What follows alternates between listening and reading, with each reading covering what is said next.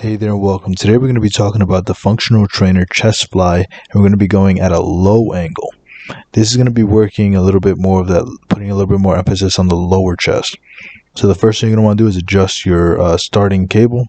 So I'm just showing you how to move it, but you actually want this high. I would say like at a B or something like that. And then you want to make sure this is at like a 3. That way you get a good stretch when you're pulling your arms back. And that's the rotation arm. And then you want to adjust the weight. So I recommend you start off light, make sure you can do 20 repetitions, then slowly start to increase the weight over time. So what you're going to want to do here is make sure that you're pulling at a low angle. So you're bringing your elbows high and then you're bringing them low. Think about bringing your elbows together more than just your hands. That way you can actually keep the tension on that lower portion of the chest that you're trying to focus on. But before we continue with more tips, here's a word from today's video sponsor. I'm today's video sponsor, and if you'd like help losing fat or gaining muscle, there are a few ways I can help you down below. Either set up a free consultation with us, purchase one of our free affiliate links, or purchase one of our instant access affordable training programs. Can't wait to be of service to you. Now let's get back to the rest of the video.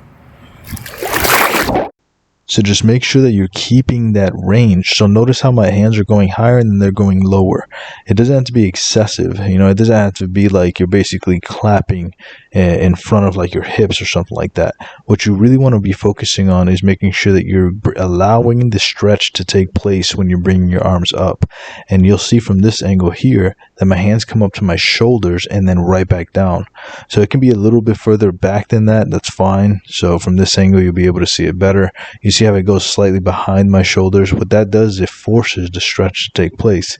And then when I'm bringing my arms down, I'm really thinking about contracting around my lower chest, or even lower than that, just slightly lower than the lower chest. That way I can focus on that area, because where you're contracting or where you're driving those elbows in towards is where you're going to feel the contraction. So if we're starting off high, we want to bring the cable low. Obviously, you don't want to be high and bring the cable high. So don't put an unnecessary amount of strain on your shoulders. What I also recommend is that you take a square stance. So I don't recommend that you go into a lunge stance, so one leg in front of the other when you're doing any cable variation, because what I find is that most people, they tend to rotate as they're doing it, which is obviously not going to be helpful, and you're not going to be able to evenly work each muscle group that's being worked here with, is basically your chest, in a controlled fashion. So I highly recommend you take a square stance. Keep your core tight though, and your glutes tight, and your knees slightly bent. That way you can minimize the momentum. What you'd want to avoid is half reps. So don't do half reps at the top or half reps at the bottom. You want to be doing full repetitions when you do this exercise. So it's at a slight incline when you're going up and a slight decline when you're going down. Also make sure that your elbows are slightly bent, not excessively bent like this. You're going to take a lot of that pressure off of your chest and start putting it on your arms. Also make sure that your chin stays tucked and that your spine stays neutral.